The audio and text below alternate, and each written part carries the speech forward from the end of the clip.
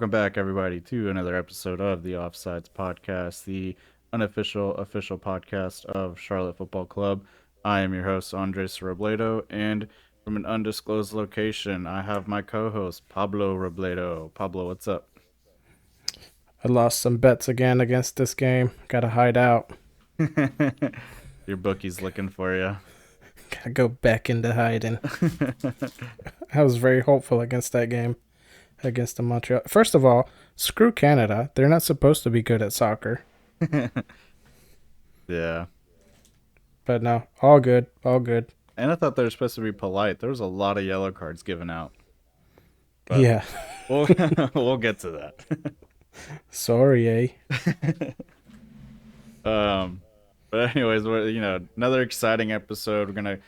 We have a little bit of brief news to cover that I'm sure everyone's already heard by now, and then we'll jump into our review of the over the weekend's match of Montreal versus Charlotte, and then give our little preview for the match coming up against Austin FC. But before that, Pablo, quick question that I've been thinking about. Do you think you would survive in the Planet of the Apes movies? Which one? The Mark Wahlberg Uh, no, or James the new one James with Franco? Franco. Yeah, James Franco. Ooh, probably not. No. Yeah. Why? No, I think I'm in the same boat. I don't think I'd survive. That was just on my mind today. But anyways, let's get into the news. So Alan Franco, the golden boy of Mar, has been loaned out to the Argentinian club. So that ends his Charlotte FC career. I believe he played 10 matches with one assist. Don't believe he had any goals. But I mean, what do you think of this move? Are we gonna regret letting Franco go, or do you think it was time to move on? I think we kind of saw it coming whenever the coach was let go. We figured some of his favorite boy toys were not gonna get as many minutes there.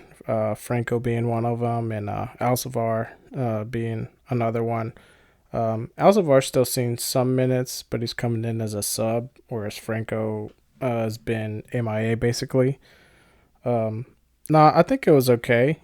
From what I understand, the club, Charlotte, got Franco on a loan, and basically they're just transferring the loan to this Argentinian club, and it's supposed to be beneficial for all parties. So I'm on board with it.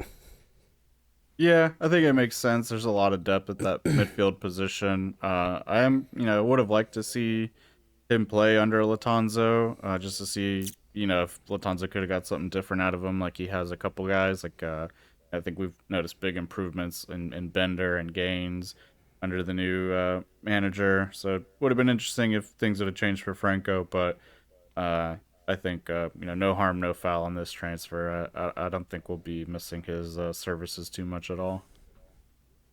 No, yeah, and I have covered this several times where we have a lot of depth in that midfield where um we got some other good players that can easily step in and fill that role. Yeah, yep, totally agree. And then the other little bit of news is a little bit of personal news for you and I. We will be joining the Dynaletics show, a Houston Dynamo podcast, this Friday at 6 p.m. Eastern Time to discuss the upcoming Houston Dynamo Charlotte FC match that they will be having at Houston once we play Austin. So we're a little bit of in our Texas stint here, but looking forward to that show. How about you?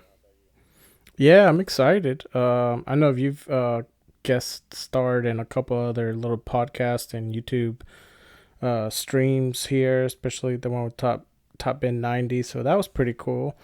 Um, I got a pretty schedule myself, so pretty busy schedule. I mean, but I'm excited to talk to other guys, see kind of how they run their show, and maybe trash talk them a little bit.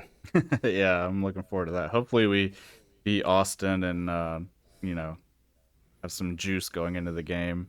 I know Yeah, Houston aren't having the best season in the world either, so it'll definitely be a competitive match. yeah. Might be the scenes for our first away win from home.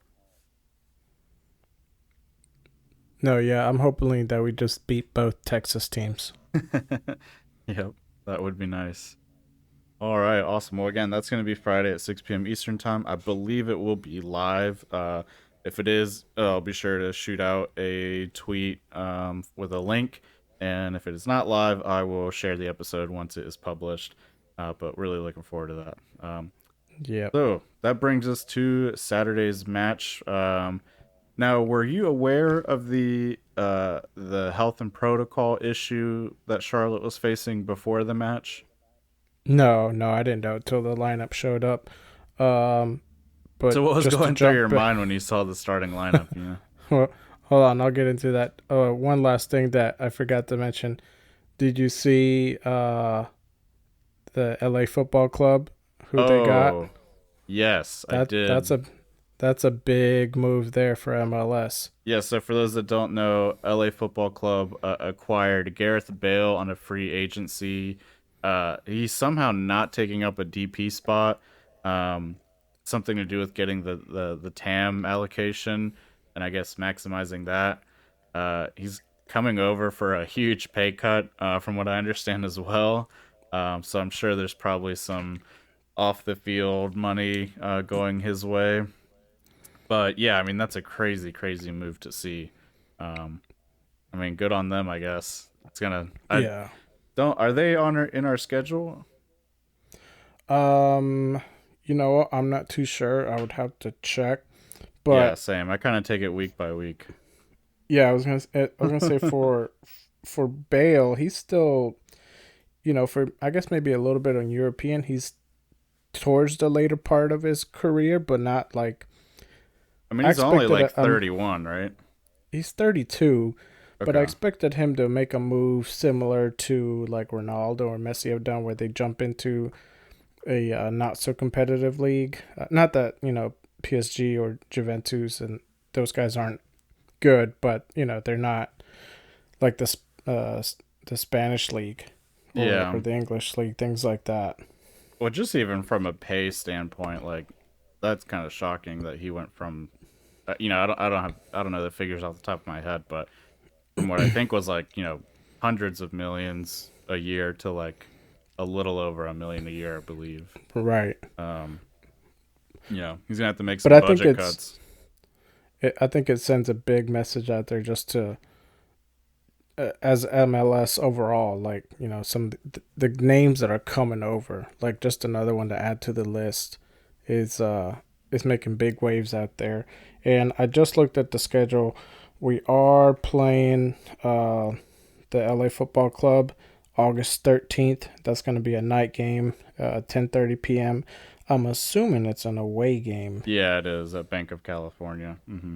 Sweet. So I won't be there for that one. Yeah. Well, maybe we should start a Kickstarter and see if our fans will donate to send us. We'll make some hashtag content out there. Yeah, yeah. We'll do something.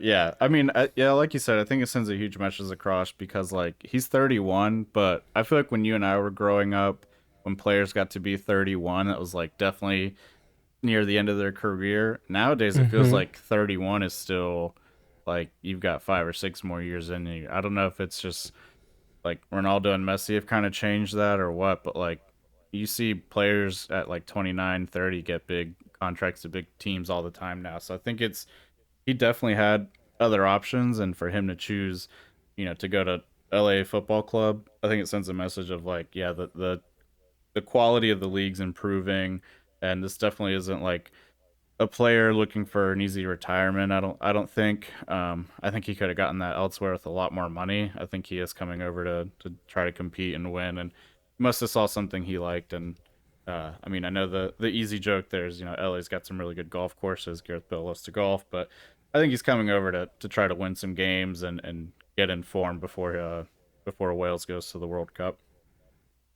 Yeah, yeah. I tend to agree with you on that. He's I don't know. I mean, like you said, there's he's still in great shape. And probably another thing too is money talks. So he's probably gonna gladly take whatever they offer him. Yeah, I mean, I have to imagine he must have had better paying offers. So I have to think so. I know there was a couple of Premier League teams interested as well, and Right. then other like UK based teams. I think he must have really believed in the message or something that they're offering him, or again maybe it's something off field, off the books that we don't know about. But either way, that'll be interesting to watch, and it's definitely going to bring eyes to the league. That's for sure. Yeah, yeah. Because I mean, it wasn't too long ago that the whole rumor with Messi coming over to Miami circled around and got people stirred up, and it seemed plausible just because of all the other players that have been hopping over. And then just this kind of gives it MLS a little bit more credit too on that. It's like you got Gareth Bale, who's not quite as good as Messi or Ronaldo, but he's like right up there anyways. He's made a name of himself, um, almost as much as Messi or Ronaldo have. Yeah, I think he's super underrated for what he's accomplished and his play style. And I'll one thing Very that true. uh that I still do to this day is like when he played for Tottenham and they were in the Champions League against Inter Miami, and this is like the year after, not Inter Miami, Inter Milan. But this was the year after Milan had won the Champions League, I believe. They were in the quarterfinals, and it was the match at Tottenham. And his display there, I think the game ended like 4-4 or 4-3, and I think he has scored like I think he got a hat trick that game. But just watching his highlights of that game is just like it's incredible. It's still great, a great performance to go watch, and that like really gives you a peek into the talent of Gareth Bale. Yeah, I'm excited to see what he does over at that club. Yeah, yeah. All right. So let's move on to Saturday's match. Kind of an interesting one. Charlotte FC were down 10 men before they even got on the plane due to the Mm-hmm. health and safety protocols. I don't know if that means all these guys tested positive, or you know I know Canada's a bit more strict when it comes to travel, so I don't know if maybe not everyone was fully vaccinated or had a booster, or what. I'm not sure what the deal was, but man, we were missing a lot of big names. What'd you think Yeah. of the starting lineup and just the issues that the team was going through before the whistle even began? Well, look, the reasonable side of me says, yeah, most likely they weren't up to date on some boosters, or maybe they hadn't had a test done recently. I know awful, well, not awful. Some of those guys had some strains, and then obviously Franco was working out his deal for that loan. But I think it's a conspiracy. I think Montreal set that whole thing up. I mean, like all our top guys are, not all of them, but a good chunk of them that are gonna make an impact are missing. This just seems a little too convenient. Yeah. Uh, it did suck because, especially like with the hindsight of like how the match ended up going, it did definitely felt like, man, if we could have been at full strength, who knows what we could have done. Uh, unfortunately, that's not what happened. But like you said, I mean, we were missing some top guys. I'm give me a 1 second. I'm actually gonna pull the list of who all was gone. But I mean, Kalina was gone, Bender was gone, Mm-hmm. Gaines was gone. Basically, all the wingers were gone. Reyna, Vargas, Right. Ortiz, all those guys were gone. And let me just see if I can find the list real quick. And they don't go into specifics into like why exactly. It just says like health and safety protocols. I'm like, okay, that could be so many things that the league's just trying to just bury, and didn't want Yeah, Charlotte to succeed. yeah, and unfortunately, they also didn't approve our petition. That the not me and you, we didn't petition, but Charlotte FC petitioned to get the match postponed because of all the players we were missing, and that somehow did not get approved, which is ridiculous. But here's the list: so no Kalina, no Ortiz, no Bender, no Franco, no Sergio Ruiz, no Gaines, no Yazwiak, no Reyna, no Shinyashinsky, and no Vargas. Yeah. So a lot of firepower missing against a team that likes to press high, has a good scoring ability. The the one good thing is that we had, basically our back line that we've had all season was able to travel, and Fuchs was able to travel with the team. But man, to not have one of your top goal scorers and then some of your big impact wingers that Gaines, Vargas, Reyna, those guys that can come off the bench or even Gaines can start and have an impact. It was a bit disheartening to see. Yeah, yeah. It was when I saw that list when they were kind of when the match was just getting ready to start, and they put that list up on the screen. I'm like, what in the world? Like, it just didn't make sense that all these players are missing, and we're still moving forward with this game. I didn't even think we had some like that many players to cover all these missing Well, guys. technically we didn't because we had to bring up two or three of the guys that we loaned out to the Charlotte Independents and call them back Oh and bring right. them up. So was Quinn So, McNeil, I believe is his name. I might be mm-hmm. butchering that. He came up. He's a rookie Yeah. out of Clemson. And then Koa Santos, who we've seen in the Open Cup, he Right. got called up again as well. And he normally plays outside back, like in the Fuchs or Lindsay position, and he played winger. That's how depleted we were. That he got to start up at winger.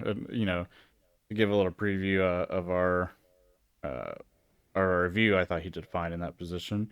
But I mean, that's how that's how bad it was. Yeah. Yeah. But on the bright side, all those three guys that got called up had a really good game. Like they really stepped up and made some plays.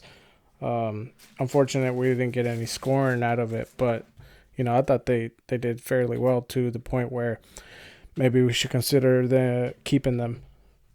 Yeah, I mean, not that my Twitter has a lot of influence, but I did tweet at the Charlotte Independents when they had tweeted something about Quinn McNeil's performance or something like that, and I was just like, yeah, we're gonna need him back. Yeah, Sorry. yeah, yeah. um, McNeil and who was the other winger that was out playing with him? Was it Hagar? yeah, and so he's someone who's been out with injury and then just hasn't got a lot Right. of opportunity. He did play the first two matches, First. came on as a sub. Um, he came and played in the LA game and then played against DC United, but we haven't seen him since then. But man, his performance, him and McNeil definitely, their performance really stood out to me, and definitely eased my worries about losing Alan Franco and even possibly Sergio Ruiz. It's like, well, we've definitely got even more depth than we originally thought. No, of course, yeah. So I like that. What'd you think of the formation that the coach put out in regards to? I'm assuming that had to be because of all these missing players we had. He had to change up that formation. Yeah, so it was hard to tell if it was like a 4-5-1 or just a 4-3-3 where Swiderski and Santos kind of dropped in a little bit deeper. Mm-hmm. But I actually enjoyed the center mid being set up in that triangle of Bronico, Jones, and Alcivar, with Bronico and Jones both playing kind of like that holding mid role. Mm-hmm. Uh, I thought they complemented each other really well that way, especially against a team that likes to press high. I kind of felt like last week and going back to when we played Montreal the first time, and even just a couple of matches lately, it kind of feels like we get beat in the middle of the park a lot just because we only have one guy covering that space in Bronico. And he doesn't get a whole lot of help from like whenever Ortiz is playing or Alcivar's playing. They don't drop in as much as like Bender does. So I liked that he got the extra help from Jones to help cut those passing lanes off and take up more space in the middle and try to just find ways to get the ball out a little quicker in our own half. So I actually really liked that. I thought what was interesting though was having Rios up front instead of Sergerski, and then Sergerski out on the wing. What'd you think of that? Yeah, I thought that was really odd. I didn't agree with that at all. I thought Swiderski should have been out front. That formation looked really defensive minded. It at times it looked like a 4-1-4-1 Mm-hmm. type of formation, and I wasn't too thrilled with it. I mean, I get it why he did it, um, but just having Rios at the top instead of Swiderski. I mean, we both seen how he's played the last two matches, and it hasn't been great. He, So yeah, I didn't agree with that decision there. I he thought he could have probably used somebody better. Rio seems to be, in my eyes, getting worse every game. I don't know what you think, but he was really bad against Montreal. Yeah, I mean, he hasn't really gotten any better. Like he's had a what, two goals in with the MLS, or is it just one? I think it's Anyways, just not the enough to one. make an impact. Yeah. So I think one thing that I did kind of forget since he's been out for so long, since Serderski's been out for so long, is just how good he actually is. Like, he looks different when he's dribbling with the ball and when he receives a pass or passes the ball. It looks a little bit different than everyone else. It looks a little bit cleaner, a little bit more like athletic.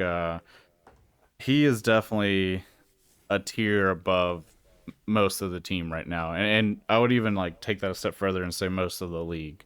Like, he is probably one of the top players in the league from a technical skill standpoint.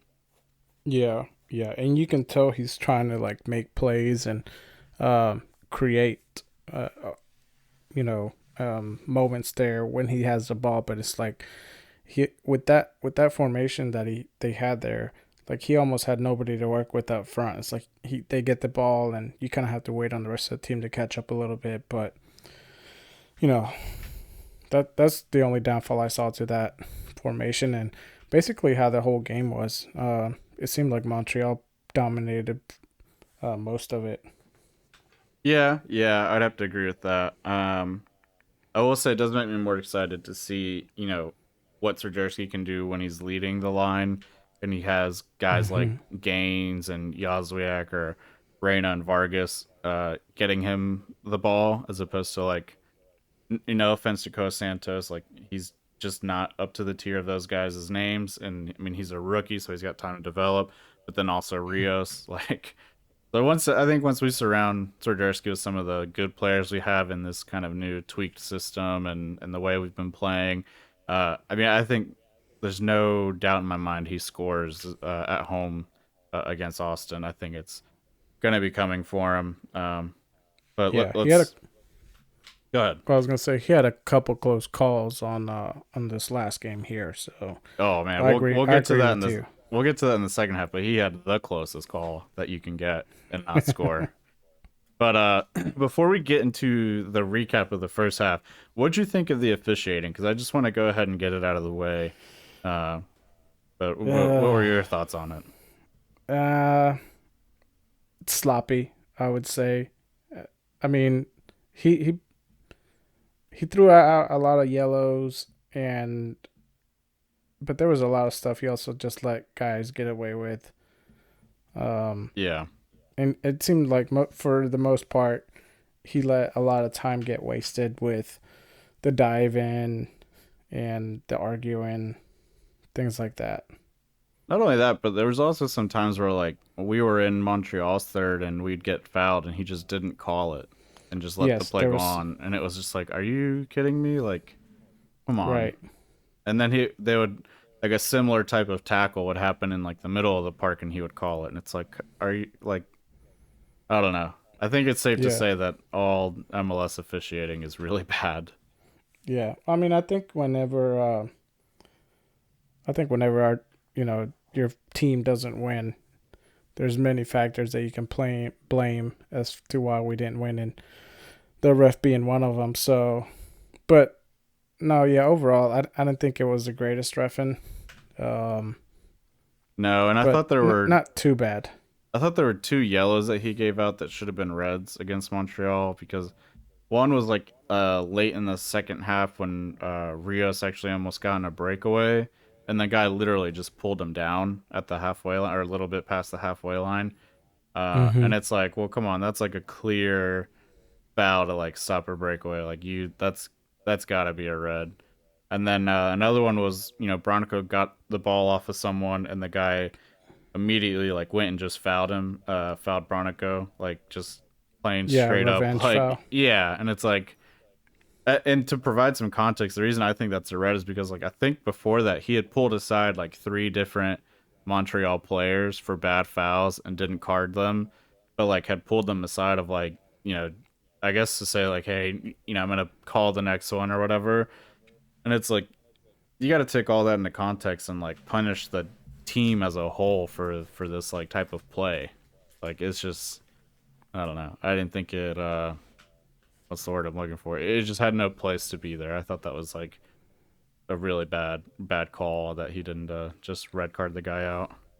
Yeah. Well, we had a also, and not to be on the rough side, but we had a similar instance like that with Carujo. I think he got a yellow out of it, but um, one of Montreal's forwards was getting ahead, and Carujo just straight up just pulled him down, basically. Yeah, but And no, I know which one you're talking about. It was like in late in the second half as well, but they were mm-hmm. both kind of fighting for like a 50-50 ball, and it wasn't a clear breakaway or anything. Like, and it wasn't a revenge foul either. Like, well, I think it's a little different. And Carujo got the yellow. Like, I think that's a softer foul, and he got the yellow for it. Where like the two against Rios and Bronico were like hard, deliberate fouls, with like Right. no intention of getting the ball and just like no call there. But uh, yeah, I mean, just typical MLS refing, just no good. And I think you and I both know that if Rios does get away with it, He's not gonna score. he's not gonna score. Yeah, he's definitely not gonna He's score. gonna stutter step and miss, and Yeah, if Bronico does get the ball, he's just gonna pass it to the back anyways. yeah. There's a couple moments like that. I think he is starting to look better, but I don't know if it's just like the instructions he's getting. To like just as soon as we get it back to a center back to start the play or what. But Right. See, that's yeah, another thing I wondered is like, is Bronico looking better because we have a lot of like rookie guys out, or is he actually doing better? Like, I couldn't tell. I don't know. I'm tired of fighting this war, man. I'm in the trenches on Twitter on my own. I feel like I'm taking crazy pills. Yeah, it does feel that way sometimes. Like I don't know. Everybody loves him, but I don't understand why. I'm like, he has done absolutely nothing It's just it's I don't know how we get on this every episode, but it's like every time. it's not bad, but it's also like not that great. It's very much of like serviceable. He's Um like the keeping up with the Kardashians of players. Like everybody loves it, and like I'm the only one that hates it. yeah, I'm right there with you. I hate this. I don't hate his playing, but I don't think I think there's definitely better options out there. Yeah, and he has like good games every now and then, but it's not consistent. So I'm just like, what the That's heck is going on? that is the thing that frustrates me is that he has had some really big flashes, like whether it be like a really good long ball into space or like he had a back heel in this game that looked really good. He kind of played it into like two Montreal guys, but like Yeah, I saw that. the attempt was there, so that was cool. Right, Uh, so he's got like some, and he's had a couple of like moves. Like he's like juked out some guys before. I right. don't know. It's just But see, not all like, there for me. and when I say consistency, like in comparison to like Carujo, you know what he's gonna do. Like he's gonna shut down that back right. He's gonna be a physical player. He's gonna get players up the field and long balls up the field. Same with Awful. He's gonna shut down his side and he's gonna take the ball up on his side and make some great crosses. Or Bender, he's gonna get in those gaps. And he's gonna create opportunities for other players, and he might have some outside shots. Like you expect that from like these guys that are consistent. But with Bronico, like the only consistency I've seen out of him is he gets the ball and passes it to the side or to the back, or just it's just garbage. Yeah, yeah. We we talk about him way too much. Too much. Let's put a pin in it. No more It's just Bronico talk. I'm over it. I think we need to well, focus more of our rage on Rios because he fucking sucks. yeah, Rios straight up stinks, and we'll there's have no one on to. Twitter defending him. No, yeah, I think everybody's like, yep, he stinks, but he's our boy. It's all we got right now. We got That's not all we got though. That's the crazy part. That's like that's the spot where we have like the most options, and he's somehow still out there.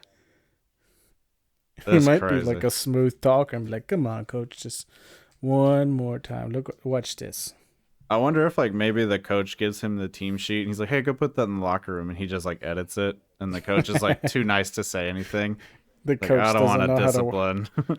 Yeah, the coach doesn't know how to like work Microsoft Word or Yeah, Excel. So Rios is like, "Oh yeah, sure." it's a Word document. And he needs Rios to put it into PDF, and Rios just Yeah. edits it. Yeah, I He's don't like, know, man. It's just like, how do you not throw? I mean, obviously in this game, he was literally the only guy we had. But like last week, he started, and it's like, how do you not give Reyna like a chance over him, Vargas a chance, yeah, some guy in the crowd that brought his kit, give him a chance? Like, I don't know. not me. I'm way too out of shape. God, how good would that be though? I'd be cherry picking. That would be awesome to see in a match of like they just pick a hater off Twitter and they're like, "Hey, we're inviting you out, blah blah blah," and then like now you're playing just so you can see how hard it is, and he just gets embarrassed. That would be sick. Yeah, bring out Mark Wahlberg. Like imagine if you got picked. Oh, I would. Yeah, I'd immediately just tear my ACL so I can get out of it. Mark Like, Wahlberg be like, "What? Huh? So I just kicked this? Oh, okay. Oh, I scored. Oh." It's like, yeah. But anyways, let's actually get into covering the match. We've gone on a weird tangent. yeah. Um, Obviously a very different lineup that we talked about already, and very early on in history kind of repeats itself type of fashion. Jeez. Montreal gets a really quick goal at the 5.5 minute mark or so. Yeah. Um, I mean, you blink and you miss it. Do you think Kalina would have stopped that? Heck yeah, I think Kalina would have stopped that. I think Kalina would have been further up the line too, or charging that guy. But I can't blame the defense too much. I mean, overall, that was a good goal. That was a Like like a that good was goal, a yeah. good goal, great through ball. Like everything was pretty much by the book, no luck involved there. Nice little Um, shot. yeah, I mean, Gets through the and defender's legs. yeah, it went through Carujo. And Carujo got megged on that one basically. Yeah. But so So I mean, maybe yeah, Kalina, he would have had to be in that situation, but so the reason I just ask overall is great like goal. is because like when you watch the replay, and I don't know if it's the camera angle or what, but it does look like if Marks was just like 4 or 5 inches taller, like if his arms were just like four. And I'm not trying to hate on him, but it literally just looks like if his hand was just another hand length, like more, if that makes any sense, that he would have hmm got a hand on the ball. And I think that's about how big Kalina is.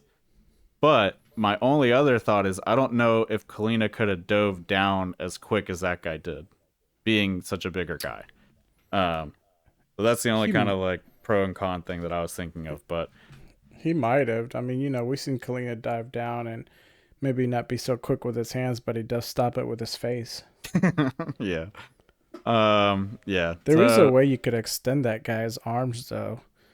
You know how like who was that football player that blew off his hand and is basically wearing a club now? I You have could do. no idea.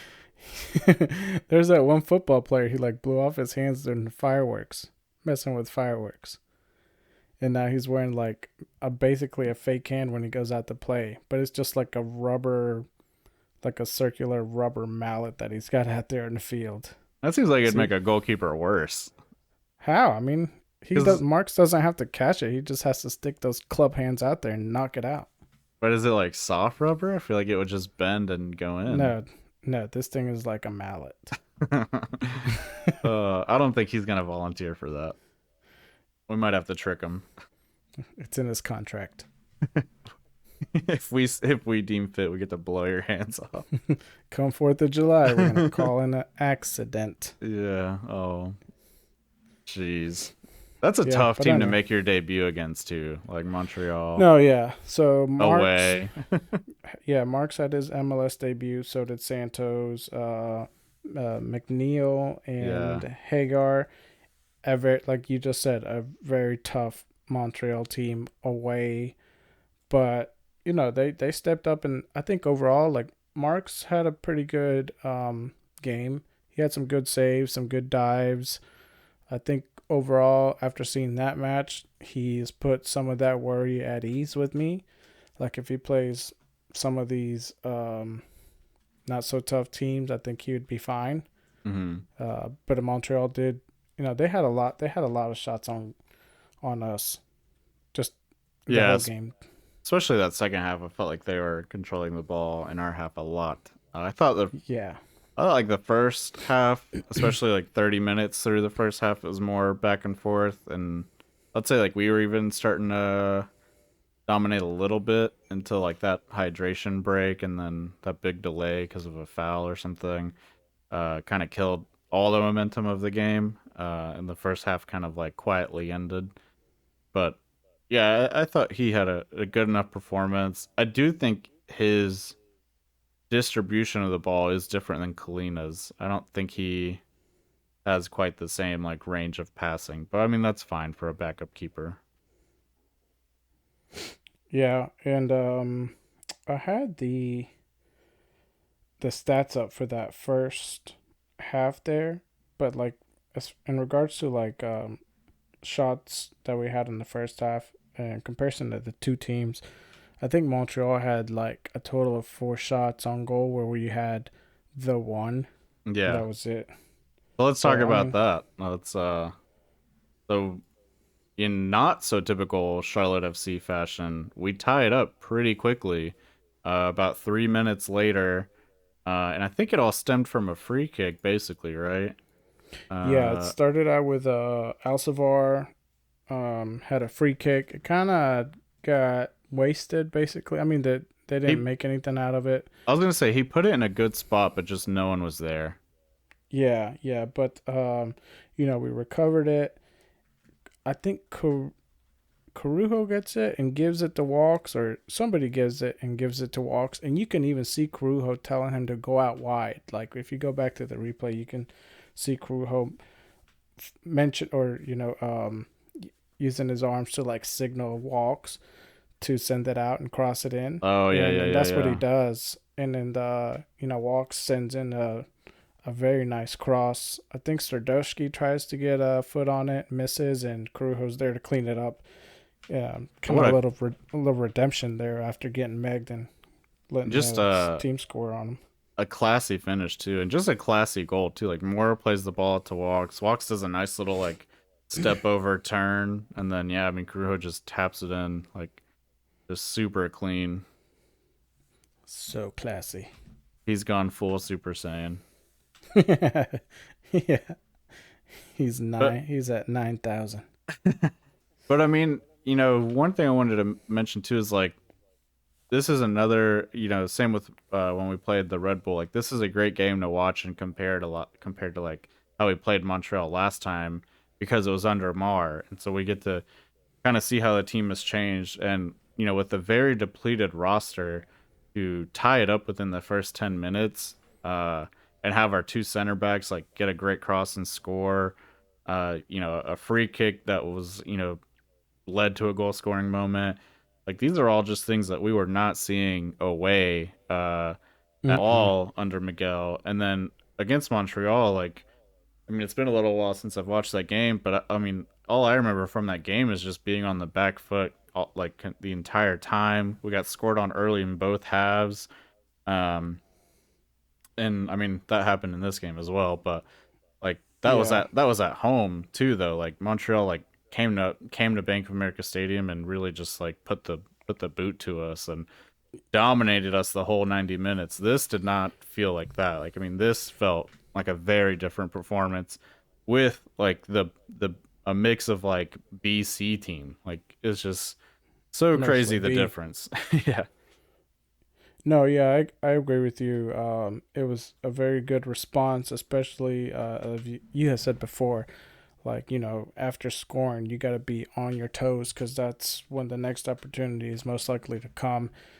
And we responded well to that. Give credit to the team for that, not getting discouraged, especially from a very early goal. Those can be very discouraging. 20, 30 minutes into a game you get scored on, it's almost kind of expected. Like you either get scored on or you score. But like 5 minutes into the game, nobody's expecting that. Um, but going back to that formation a little bit, it seemed to me like we were leaving those outside players, those outside attackers from Montreal very wide open, like a lot of space, and we weren't pressuring them too much. So I'm not sure if that was part of the system or what was going on, but both these goals came from just those outside. I don't know if they were wingers or what, but those guys just getting left like wide open and given so much time to let a play develop, and they took advantage of it. So I think that was another thing I didn't like about this formation we had.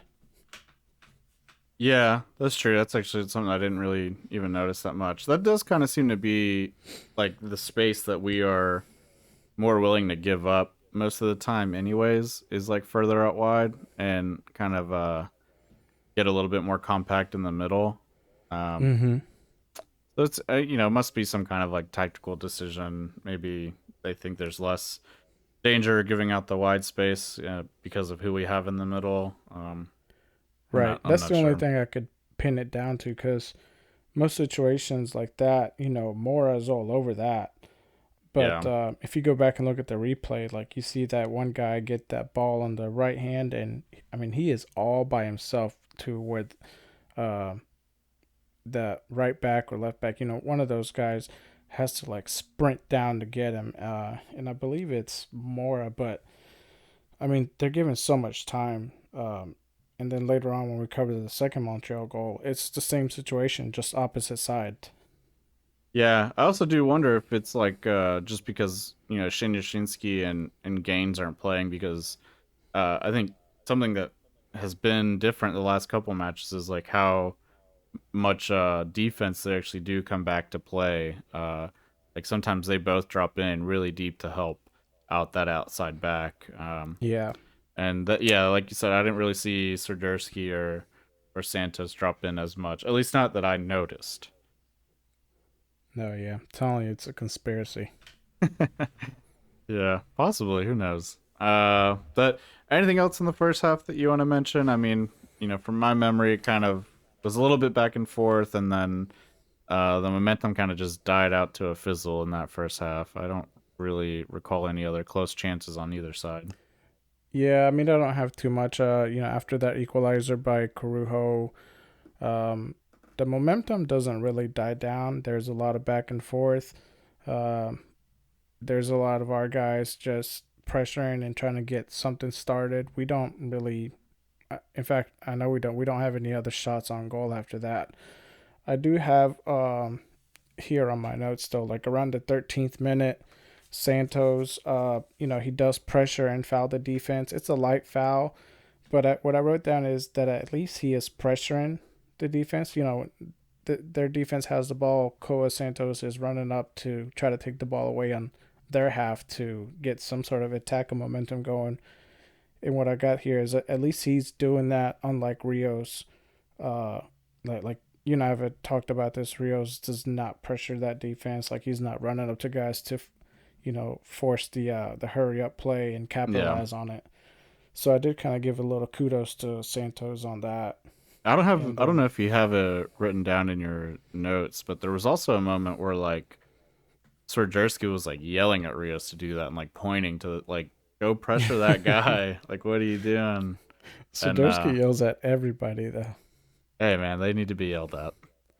Maybe that's just how they talk to each other in Poland. Yeah. I did And have another note on here by Sadursky where he had that like very delayed dive where yes he got stepped on, but it was like you were able to take like a step or two and then decide that it hurt. Um, I mean I get what he's trying to oh, do, in the first but I was half. like, yeah, yeah, Yeah. early like 22nd minute. Um, Yeah. but it's just a Man, lot of time wasting. like since he didn't I thought he was actually hurt because he didn't get up. And on the replay it did look pretty bad. But I was like, man, if he like hurt his foot or something and is out the rest of this game, like that just sucks like so much. Yeah, Yeah, but he like takes it to the extreme where he's like taking off his cleat, rubbing his boot, Yeah. like he's like, dude, I am not getting up. I'm like, you're gonna have to stop this game. I And will clearly die. he's not. He's just like, you can see like the cameras on him. He's just like looking at the ref, like waiting to see when the ref's looking at him. Oh, ref's looking. Oh, my leg, my leg. My I Polish was like, pistol. gee, yeah, Oh boy. man down. Nah, but besides that, that's all I really had. Bad Yeah. call by the refs on Mora. Mora got fouled, and it was a bad call. That Kyoto was still given a lot of space, and Torres, number 10 for Montreal, had a couple little. He had one crazy back heel where he almost put it in Yeah, around right the at the 49th end. minute. Yeah. Mm-hmm. I said, "Oh Lord," I said, Reminiscent of when I tried that at Strikers. "Tried." Yeah. Did not go in. Hey, it's harder on those little goals, man. I got less room to work with. True, true. I'll give you that. Let's go ahead and jump into the second half there, though. All right. And am I Yeah. mistaken, or in the second half did Latanza switch Rios and Serdursky? Because I thought Rios was like kind of out more on the wing in the second half, but maybe that was just Um, me. I don't know. I kind of felt like maybe he was like, all right, you know what, this guy sucks up front. I'm just gonna I throw him think out on the I left think and have. no. I think Latanza put the same formation out, and Rios just doesn't know what's going on. He's just out there making his own game. Yeah, jeez. So start of the second half. What do you got for me? Well, I mean, same thing we just talked about a little while ago. Lindsay, he leaves that back left wide open. Um, He was not ready to start the half. no, it was just like I think he was just staring at Rios, trying to figure out what the heck he was doing. And He's he's like, running "You're back to try to like you're really still out of save. here?" Yeah. He was like, "Did you mess with that lineup again?" And Rios was like, "No." We didn't sub you off. Really?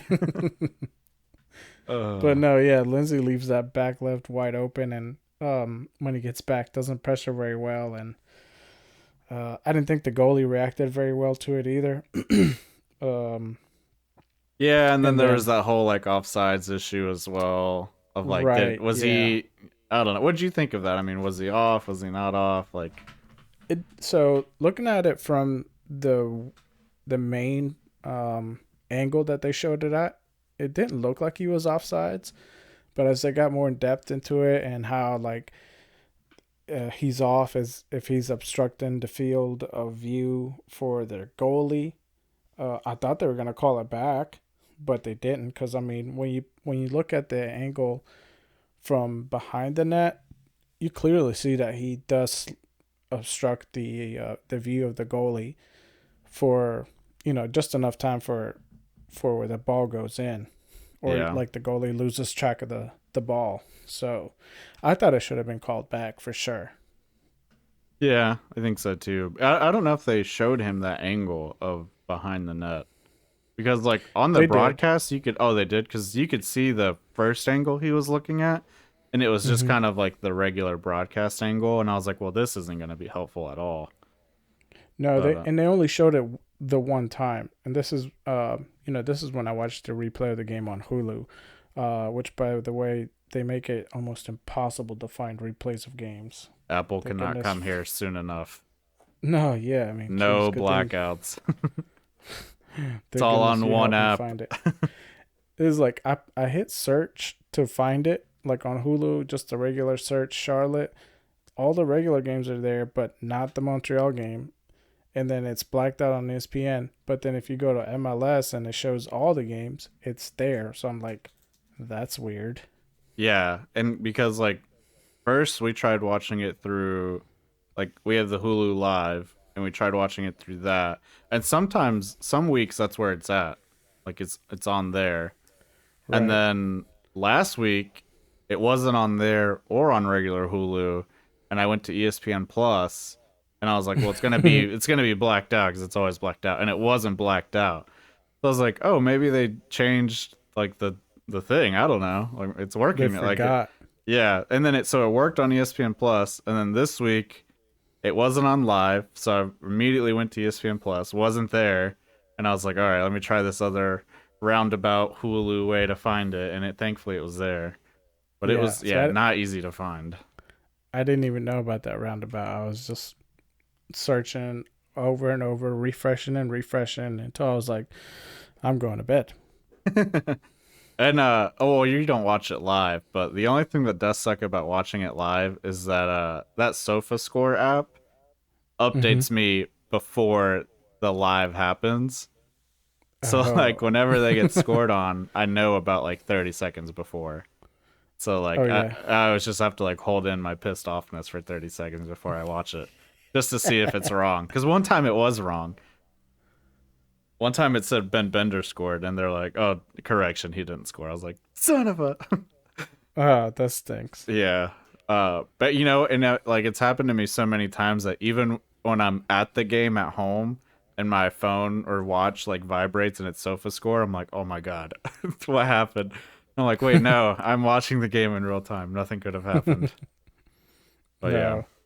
No, I didn't think it was gonna get blacked out just because I'm like, it's in another country, and it's on the other side of our country. Like it it couldn't have been further away. But sure enough, Well, and the thing I thought blackout was like because it meant a local channel was showing it, but there's no local channel showing it. no. It's And I'm so not watching it annoying. on the local channel. It's all choppy. It's crap. Can't wait Yeah. for Apple. I can't wait for Apple. And season ticket holders get a free subscription, so. I can't wait for you to get Apple so I get Apple. Yeah. I'm gonna finally watch that Jason Momoa show where he's blind or something. ESPN Plus sucks. God, it sucks. ESPN just sucks, man. All right, I don't want to. We're getting on a tangent again, but um, so now, I mean, besides the goal, like obviously Lindsey just wasn't prepared for that. Mm-hmm. He did not pressure that winger at all.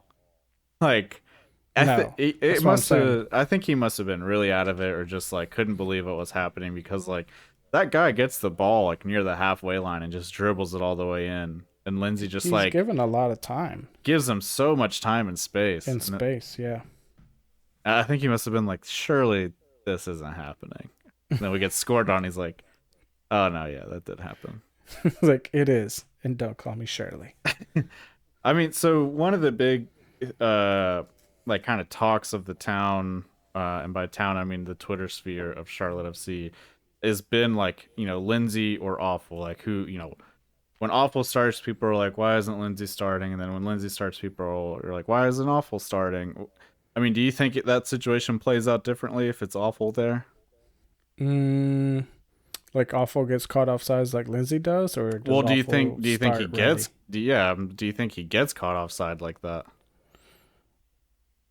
I would say no, only for the sole reason that Awful has more experience. That's yeah, that was my train of thought as well. Like I think he would be ready, whereas Lindsay maybe he just wasn't. I feel like Awful also doesn't give space like that. Well, and Lindsay typically doesn't either when they're playing their regular formation. So this kind of goes back to like, is this happening? Is all this space and are these guys getting so wide open because of this formation that we're playing? Or is it just because it's Montreal and they're pretty good? Yeah.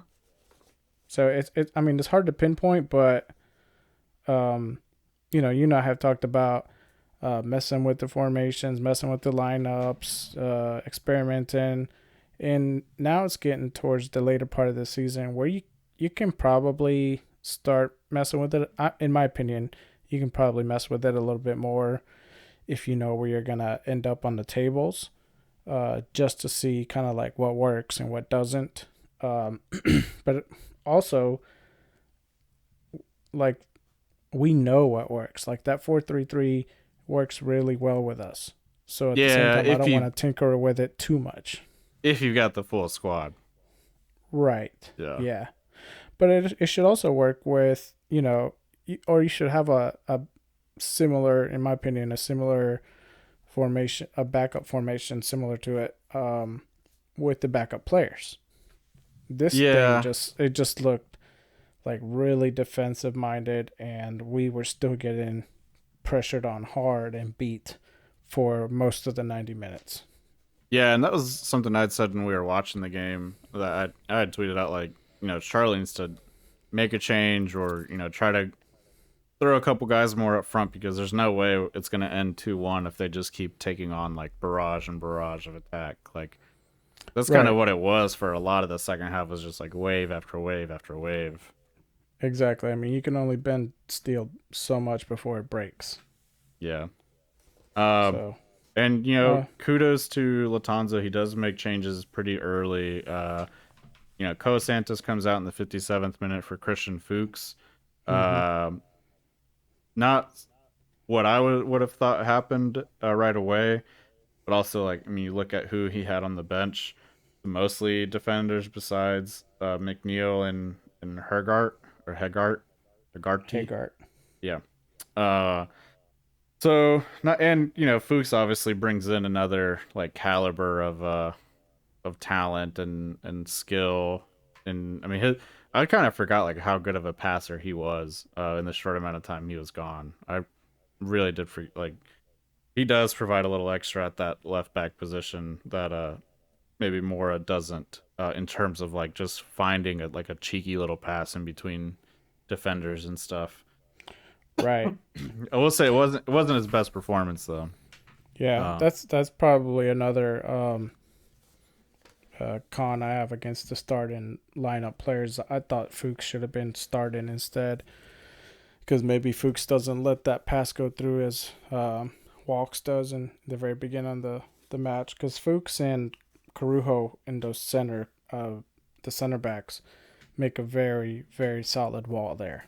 yeah, and then the other thing I was confused by it too is like I just didn't know like so basically did we just went to a back five it seemed like because it seemed like we just lost a guy up front. I was very lost on that throughout the as the game kept developing more and more. Yeah, because I was like, all right, well, there's Mora, and then there's Fuchs, and then there's Walks, and then there's Rio's just Carujo. like So I was like, where? I was like, Rio's just waving at the where? camera. Yeah. Hey, mom, I made it. Yeah. So yeah, it felt Yeah. weird to not throw another guy up front, but I guess when you get scored on like so early, maybe the manager kind of thought we needed another defenseman in quickly or something. But then the Quinn Mcneil makes his debut. Yeah, Uh, Jones goes out. yeah, which I'm always sad to see my boy Jones go out. I thought he was Yeah. having a fine game. But Quinn McNeil, man, what a debut! Yeah, I thought that was a one for one trade right there. I mean, It was, yeah. I wasn't, McNeil I did wasn't. really good. In hindsight, I wasn't mad about it, but man, I mean, it's just more damning evidence on Miguel being a bad manager because he Quinn McNeil is someone who the front office signed as a undrafted rookie from Clemson, Mm-hmm. and Miguel, I guess, didn't support the signing, didn't even take his phone call to just chat, and just immediately sent him to the Independents. And some of the qualities that he brought to the team coming in are stuff that we've been missing in that midfield all season long, like the physicality, the quickness, the wanting to get the ball and passing it and moving it around, like just really good performance. And it just sucks that he hasn't been involved with the team more. Yeah, yeah. I think McNeil comes on around the 67th minute, and then later on you have Haggard come on around the 80th minute. He would have came on I think earlier, but there was some confusion on him checking in or something like that. But those two seem to have really good chemistry together already. So that's I'm kind of like rooting for those guys. Hopefully they get to stay on, and I mean they seemed really good. I mean, so what would you rather see? A midfield with McNeil and then Bender and Hagart in front of him, or a midfield with Bronico and then Bender and Alcivar, Bender or Ortiz in front of him? Oh jeez, I mean that's a tough choice because it's Really? like Because I don't think it's that's a a tough choice.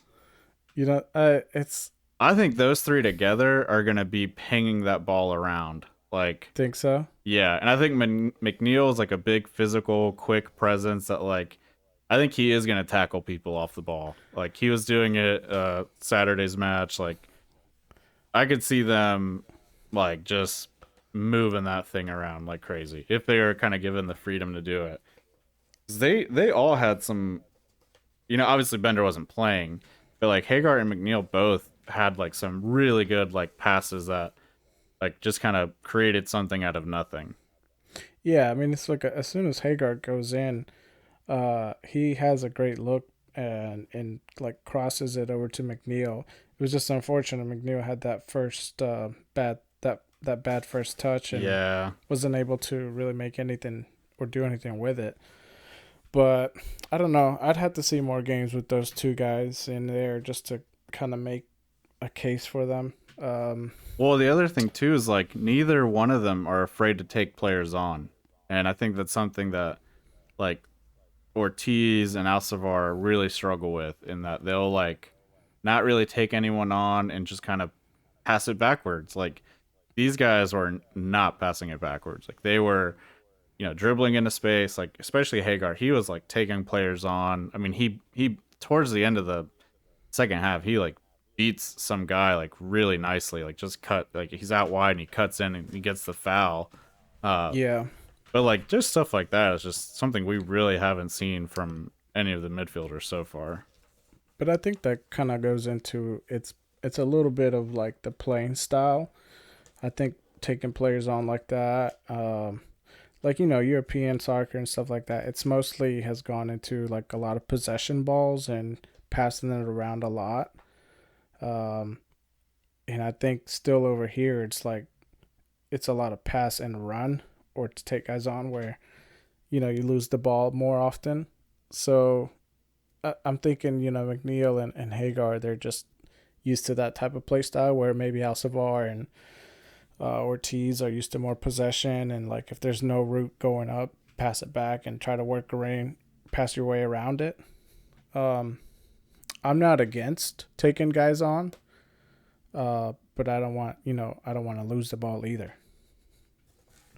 But Yeah, I don't know. yeah, I that think makes those sense. guys are fine. I just want to see them on the field more before I can give you like a definite yes, keep him on or no, take him off. Yeah, let's not forget that that was your take on Bender as well. True. Nah, I like Bender.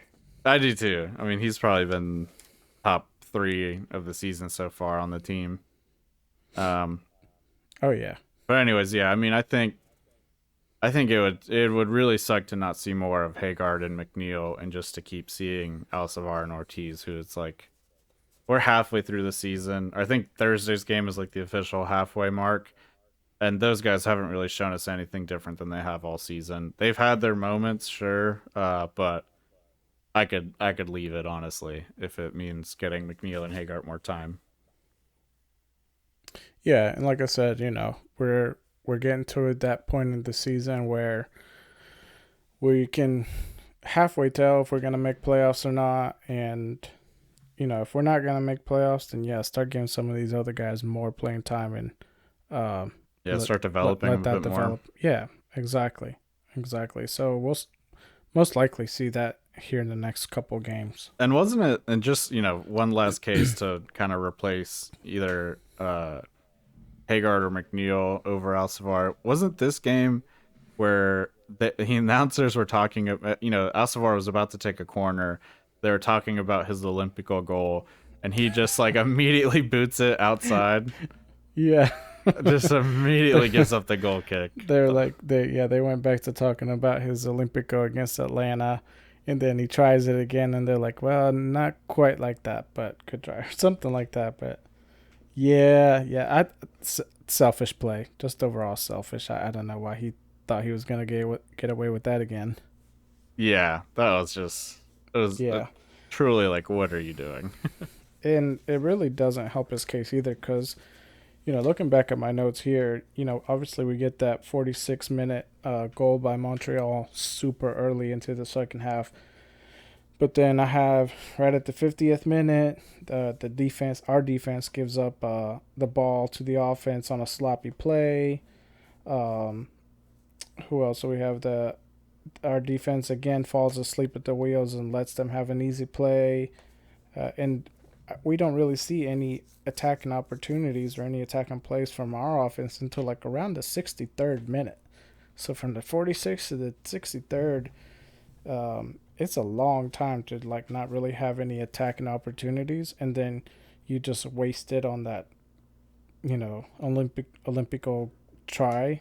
I thought it was just selfish, and yeah, Yeah. I mean, I wasn't crying when Alcivar got subbed off for sure. No, I wish it would have happened sooner, honestly.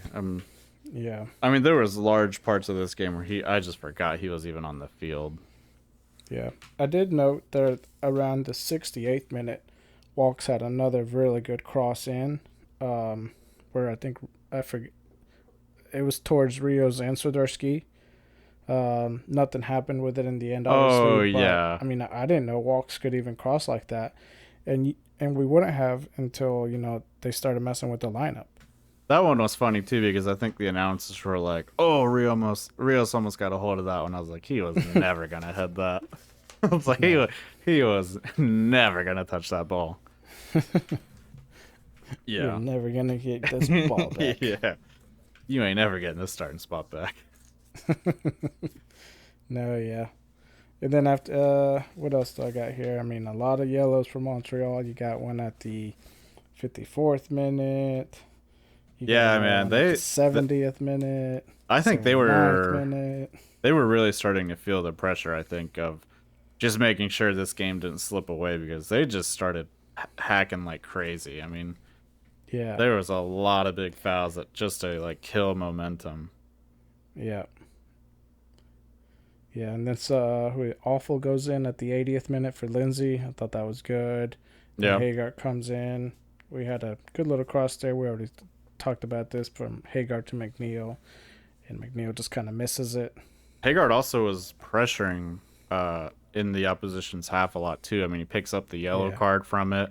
Like he's just trying to get a foot on that ball before it gets cleared and just gets there a little late and gets the card. But I mean, shoot, that's something we haven't seen from Ortiz, Alcivar, or Rios at all.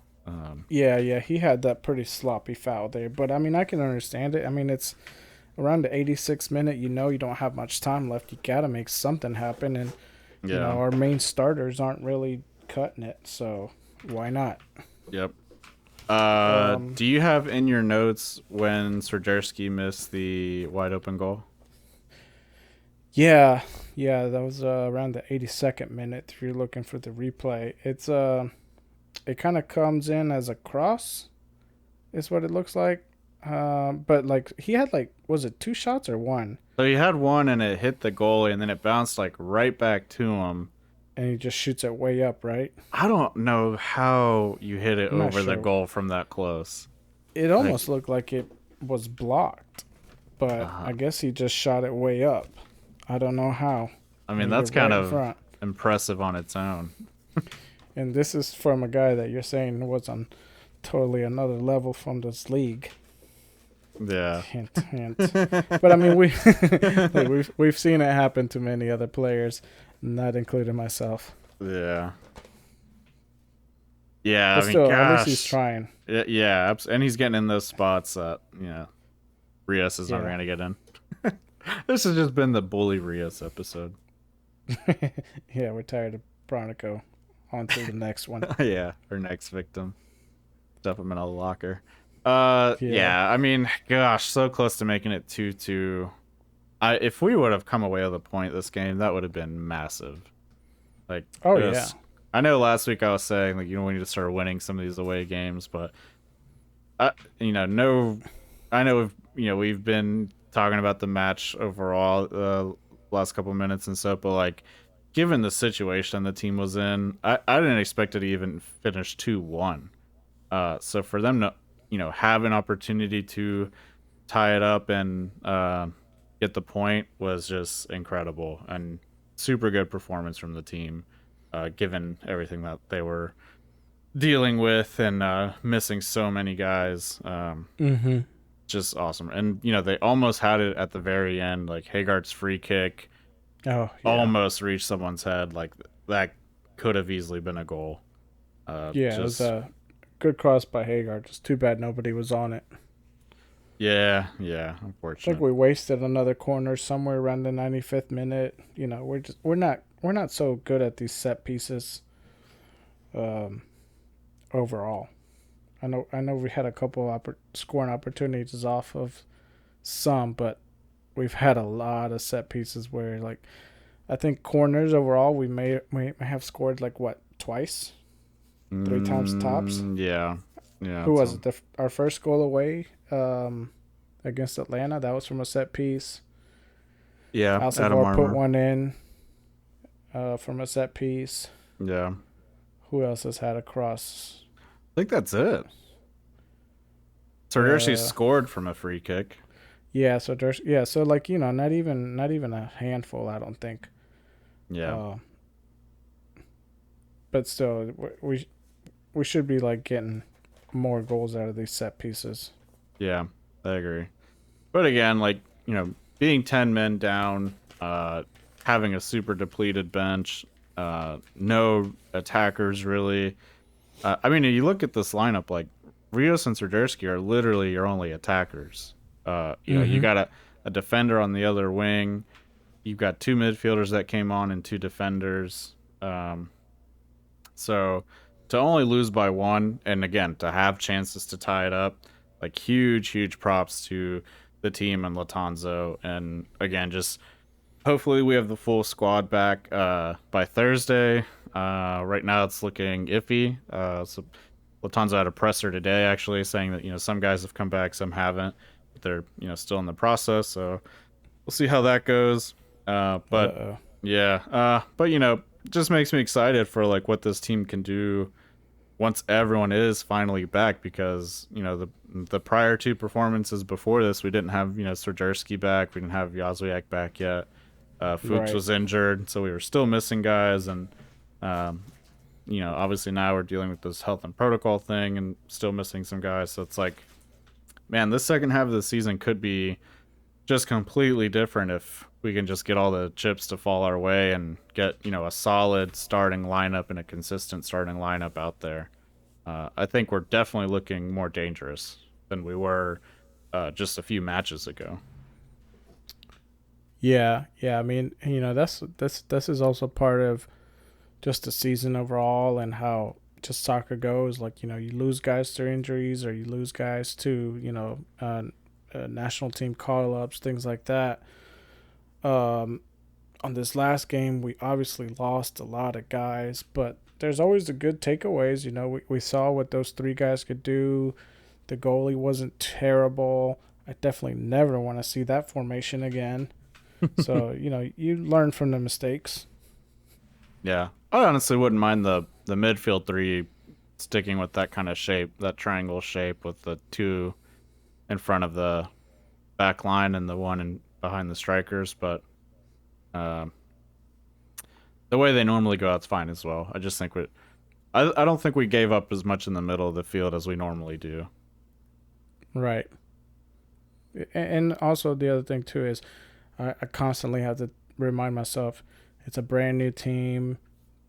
Like, it's first year. They're just not playing with each other. Like, all these other teams have had years, months of training. And we're playing Montreal, which is a great top performer team. So I thought we did fairly well. I was hoping for a win. I was very optimistic. Um, but I thought we did okay. Yeah, I think one interesting statistic that came up over the weekend, and I'm not gonna be able to find it, but I think it's like 40% of the league only have one away win or something like that. Um, so it's not just Charlotte that's struggling away. It's a lot of the teams in the league. So it's kind of like I take a little bit of solace in that we're not some kind of like kind of black sheep or something of like, yeah, they just can't win away, and everyone else is, doing, grabbing points away or whatnot. Like a lot of teams are struggling away from home, and our home record is massive. I think only two defeats at home, and the rest have been wins, so that's Right. huge.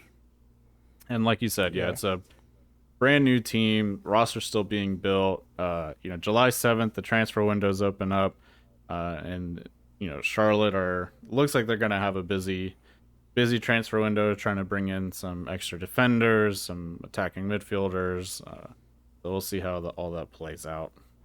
Yeah, yeah. Um, and with this loss, again, it's such a tight, narrow window for playoffs. That unfortunately we do get bumped down from the seventh spot to the ninth spot. So now we're out of that playoff running. Um, so hopefully, you know, we pull one away and get back in. I think right now we have 20 points, and we need to have at least 23 to be in that seventh spot. And Cincinnati needs to lose. They're in the seventh spot right now. Going back, also, I think you had mentioned maybe the last episode was Charlotte has the most losses, but right now we're tied up with DC United, so that's good. Toronto and Chicago are right behind us. Perfect. But that kind of just reinforces what you just said a little bit ago. It's like everybody's is struggling, similar to how we are. Yeah. Yeah. Yep. Awesome. Any closing thoughts on the game? Uh, no, I will say what. Okay, I'm lied. I will say one last thing. There was that one very hard foul on our. I think it was early in the half, and the ref just didn't call it. And I thought it was very fair of Montreal to give the fair play and kick the ball out of bounds to give us our the ball back, basically, since the ref wasn't doing his job. Very Yeah. Canadian of him. Yeah, that was nice of them. No, but that's about it. Let's just forget and move on. Yeah, again, for me, it's just I thought the team still looked better than they did under Miguel. I thought they were, still opportunities to score, and that was something that was really lacking in our last couple of away matches under Miguel. Of just like, man, we get scored on early, and we're probably only going to create one or two chances to score, so it's probably a wrap. This game got scored on early, scored, and then had, obviously got scored on early again, but had chances to be back in this game. And I think that's something that we weren't seeing at the beginning of the season. And to see it against a team like Montreal and missing so many key guys and so many guys stepping up, like Quinn Mcneil, like Chris Hergart, um, was is really reassuring and just makes me excited for the future of the season and the future of the club, like going forward as well, like next season and obviously in perpetuity. But yeah, I thought I thought this is the best performance you could ask for given the circumstances. I would have loved to win, obviously, but I think that was like I think a win against Montreal when you're missing so many players is a bit unrealistic. To keep it competitive for 90 minutes, it's I'll take that. I wonder how many other teams have lost players when they went to Montreal to play. It just Well, I do adds more know. to the. I don't remember who they were playing, but New York Red Bull were playing that same night, and I think they were missing like two or three players. And there was like New York Red Bull fans like complaining and being like, "I can't believe this game's not postponed." I'm like, "Don't even talk to me. Like we're missing 10 guys." Yeah. I'm like, you gotta be kidding me. But yeah, it is what it is. Hopefully, everyone's back by Thursday. Hopefully. Yeah. Next we play Austin. Very similar team that as far as table standings. Austin is in third, whereas Montreal is also third in the standings. They have 28 points with a goal differential of plus 11, so they Oof. score a lot of goals. A This lot of is goals. gonna be a It's a bit of tough team. a bit of a revenge game for Mackenzie Gaines. He's gonna have to let him know what they missed out on. Good luck. No, I like Gaines. Hopefully this does fire him up. He's a very skilled player, quick on his feet, and he does. He's got some good little moves there to take players on. Yeah, absolutely. Hopefully he can score some goals, or set some up some goals. Just that's always a great story of like beating your old club or something. That's always fun to see when you're on the winning side of it.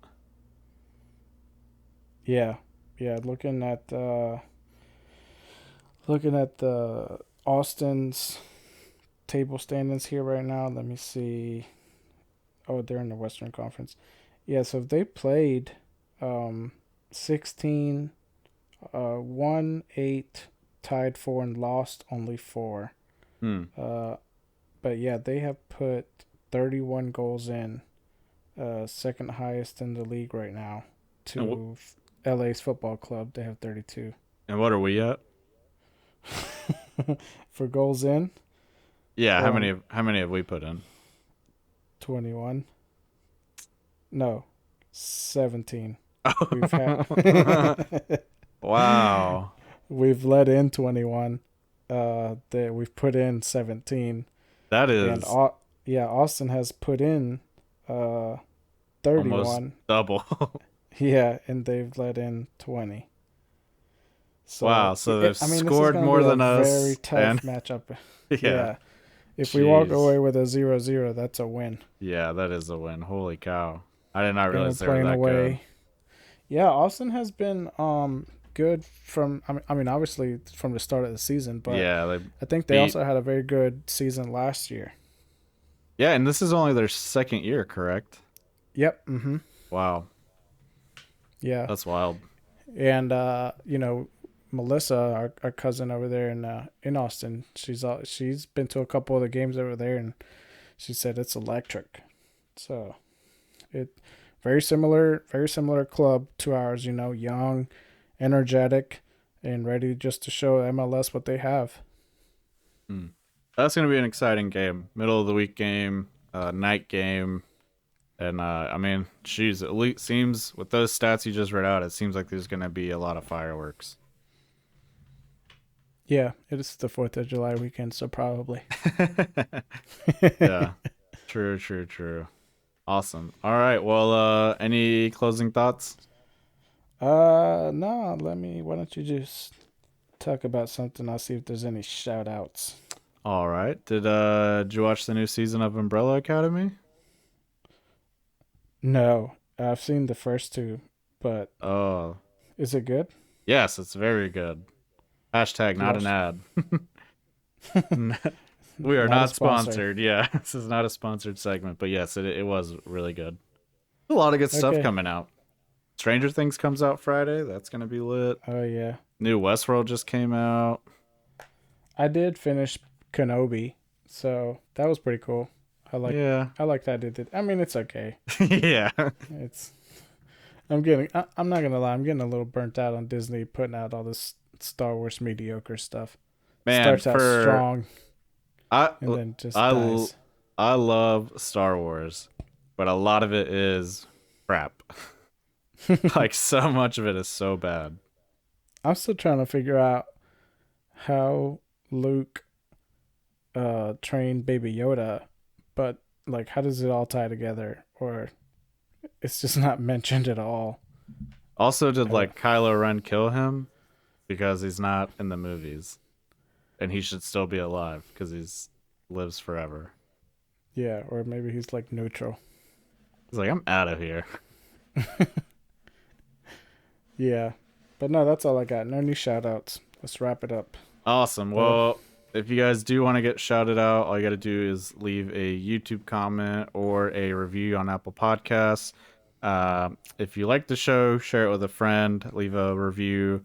And if you want to be more engaged with us, we're on Instagram and Twitter under at offsides underscore CLTFC. You can always reach out to us there. We'll try to answer any questions or anything like that, or if you have any topics you want us to cover, feel free to DM them, and we'll try to cover them. And that's really it. Again, catch us Friday on uh, on the Houston Dynamo show that we're going to be on. I don't want to butcher the name, but I'll be sharing the link to it and more information about it as it comes out. But yeah, catch us then, and then we got the Thursday game. We'll probably just do our regular recap on Monday and try to get that out as soon as possible as well. Yep. Yep. You can also send any topic discussions or things like that to offsides the podcast at Gmail. Did I get that right? Yeah. Yes, I did one. I did one. Yeah, send us an email or something and we'll read it out loud. Feel free to, give us your thoughts on the Austin match and we'll read it out loud on the podcast. And you can send that to our email. Yeah. Or if you want us to sign up for any of the pyramid schemes, be happy to do it. Just creators supporting creators. All right. Well, that's going to be it from us. We will catch you guys next week. Laters. Hasta mañana.